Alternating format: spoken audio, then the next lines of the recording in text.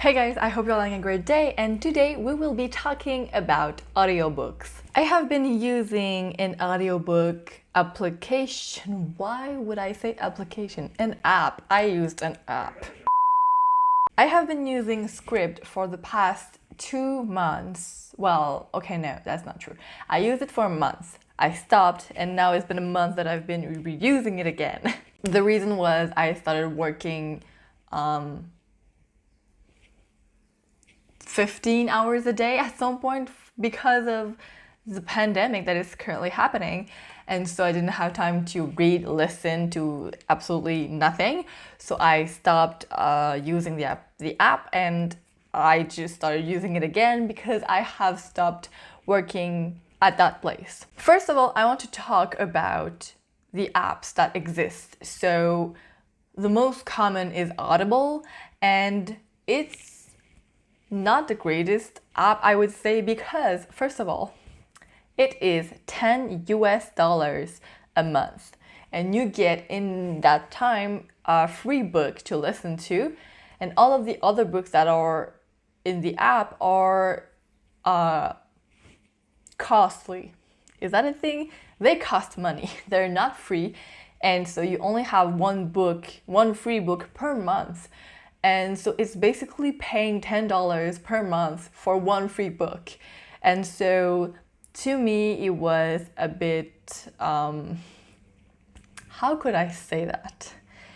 It was disappointing, really, because I wanted to read more books, but I ended up having to pay for all these books, which I did not want to do because I was like, if I'm going to pay that much to listen to a book, I'm going to buy it on paper and read it myself. So I was beginning my journey on audiobooks, and so I didn't really know what to do about it. And this year I recently discovered Script, which it's not only for audiobooks. You also have ebooks, you have magazines, music sheets, you have like a bunch of stuff. You pay $9 a month for everything.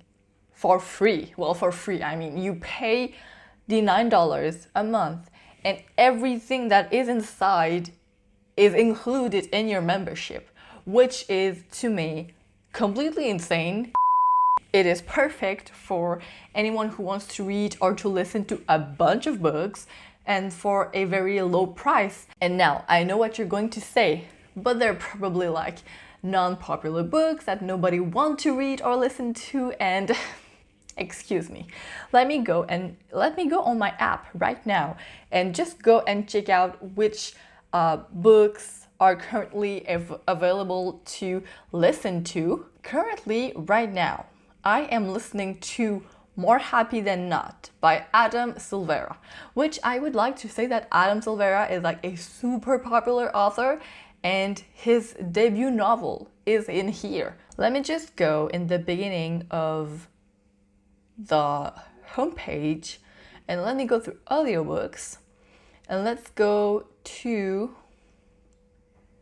young adult for you. So it's for me, so because I've listened to some books, so they're going to recommend me some books in the same genre, but let's just go into best-selling in young adult just to show you. First of all, we have The Hate You Gave by Angie Thomas, Les Miserables by Victor Hugo, The Graveyard Book by Neil Gaiman, With the Fire on High by Elizabeth Acevedo, It's Kind of a Funny Story by Ned Vizzini, A Monster Calls by Patrick Ness, On the Come Up by Angie Thomas, The Siren by Kira Cass, Before I Fall by Lauren Oliver.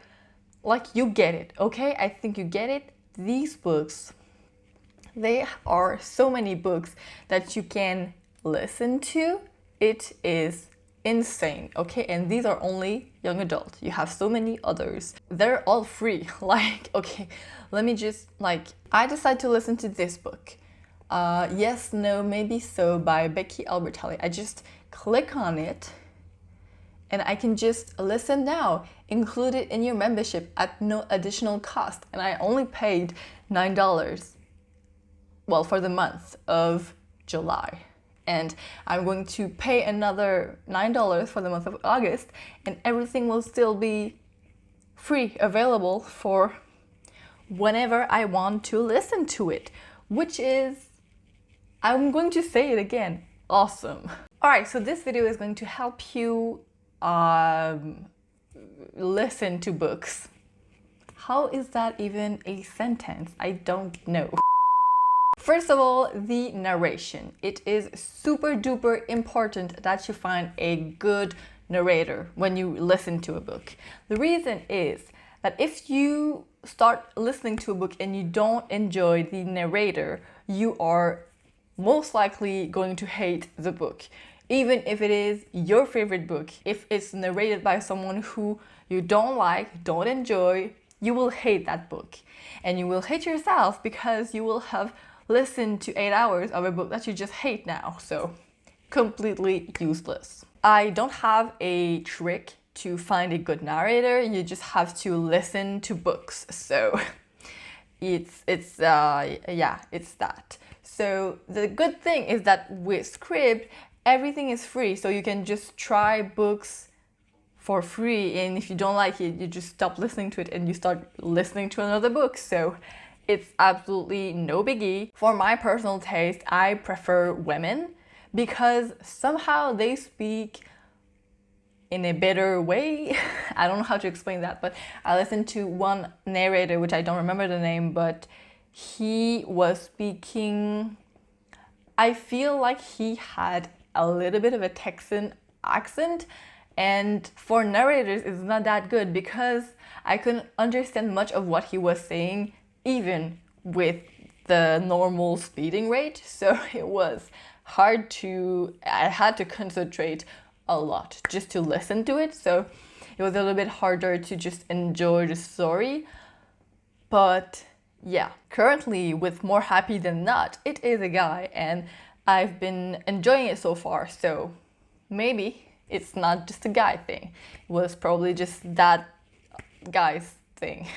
Number 2, genres. It is the most important thing to not start listening to audiobooks with fantasy, world building stories. The reason for that is that when you start listening to books, you will realize that you forget a lot more stuff from the book than when you read it. For some reason, our brains are stupid, and when we listen to things, it's harder for us to just remember it. When we read it, you see the words on the paper, you read and you take it in, and somehow you remember a little bit more. When you listen, most people will do other things while they listen to the book, so they won't be as focused and they will forget more easily. Example, for me, I am in love with fantasy novels. I love them so much. I read fantasy books, world building, science fiction, but I don't listen to it because it would be too difficult to remember. When I first started listening to audiobooks, I just couldn't remember the names of the characters. So that was how that went. Okay, it was that difficult. So to start slow, like, don't do it if you hate it, but I would start with a contemporary novel set in a world where you actually know what it is, and the construct and the physics of this world are the same as our own. So it's on Earth and you have 2 people who meet and a bunch of things happen, but nothing too magical, nothing too supernatural, because if there is something that is magical or supernatural, there will have to be a construct for this magical world and rules, and a lot of things will be attached to it, and you won't be mostly able to remember all of it. So as you continue on listening to the book, everything that you're supposed to remember, you will have forgotten, and then other stuff will start happening and you won't understand why. So I would start with contemporary or maybe a classic, or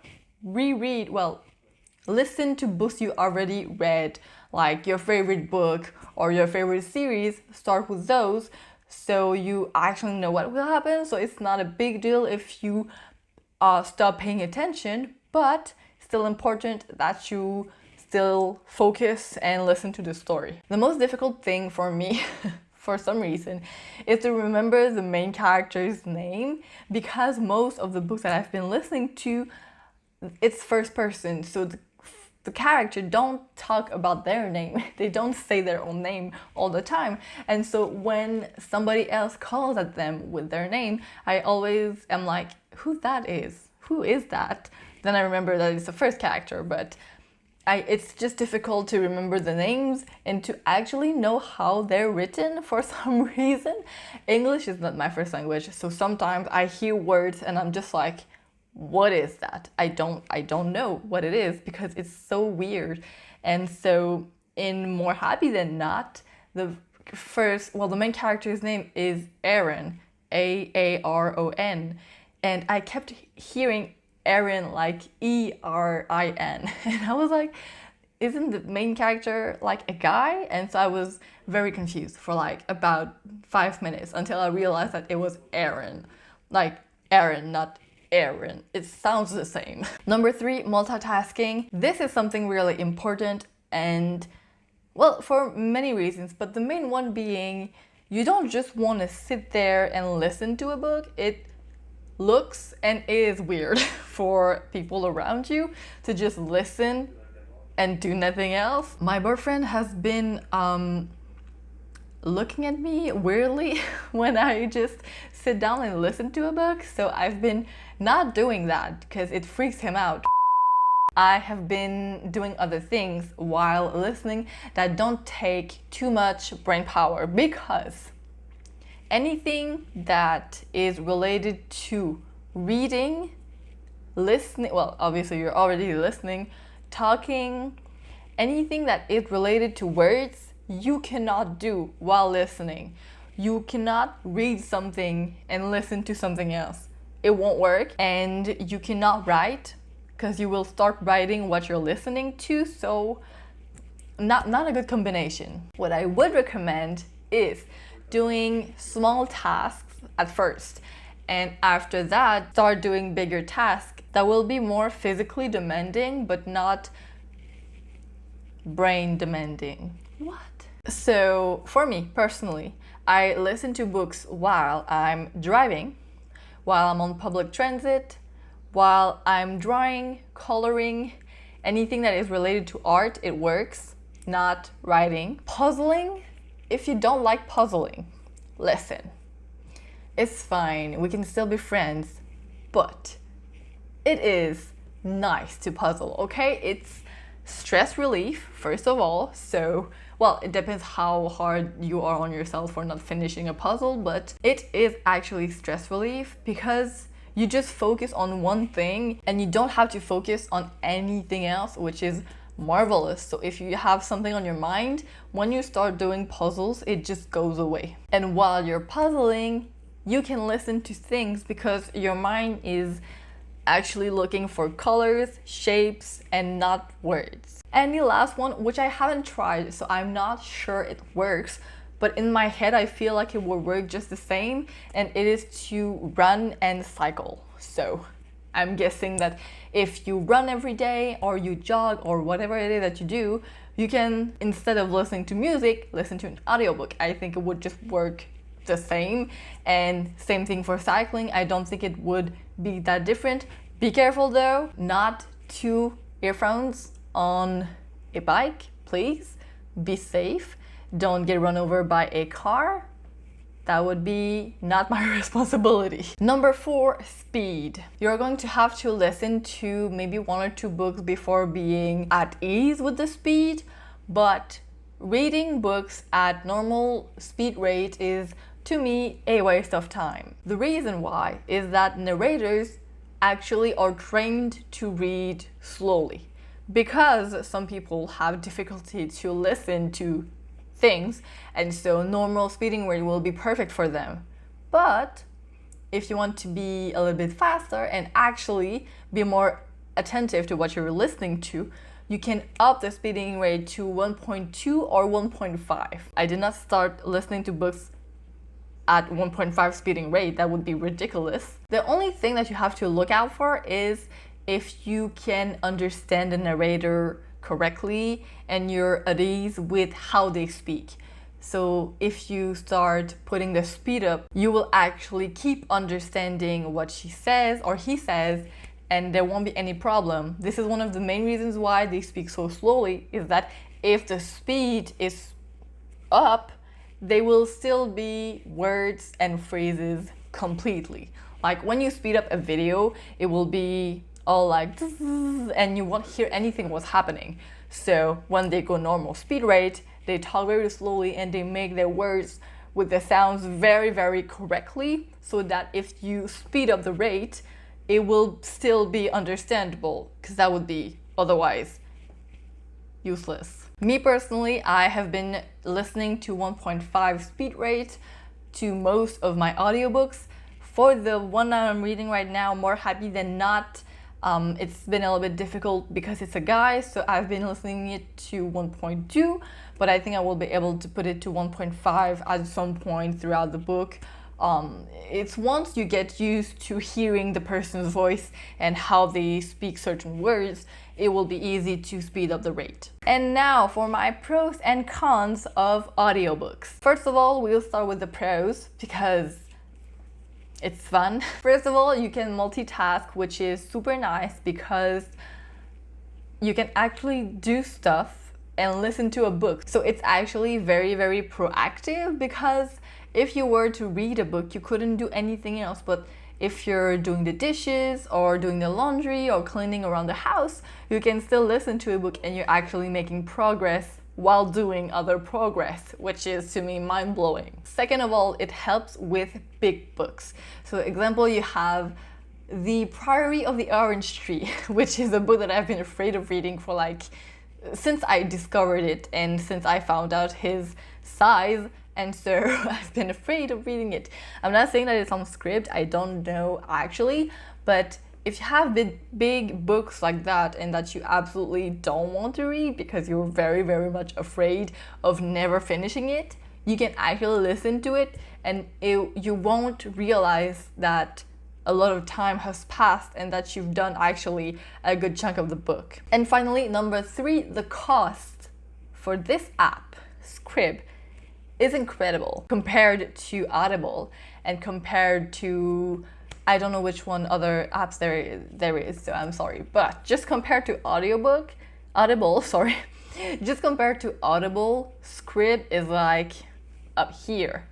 It's great. It has so many popular books, which I never thought would be there, but they are, and I'm surprised, honestly. And I have only 2 cons. Well, I had 3 pros, but 2 cons. The first one is that you can be distracted easily if you don't pay attention enough. What I mean by that is if you start looking at stuff and start thinking about other things, you will not be listening to the book anymore and you're gonna have to go back up to where you were. Oh, I have a 30-second countdown for my... Okay. And it can be very different from the paperback version just because I have listened to a book where there were text messages and it was really confusing to listen to it. So that would be better for reading, but it was still understandable to listen to it. Alright, so let me just finish my video because I couldn't with my camera that died. It was kind of actually the end of the video, but I just want to say that if you have tried Scribd, tell me down below what you thought of it, if you actually are using it. Is Audible that bad? I don't know. Just tell me. And maybe I didn't see the free books, but when I went on it and I just could buy books and I had only 1 free, so a lot of confusing things. But tell me down below what you thought of this video. If you liked it, give it a thumbs up. And you can subscribe for more videos. I upload every Friday. So I will see you guys next week. Goodbye.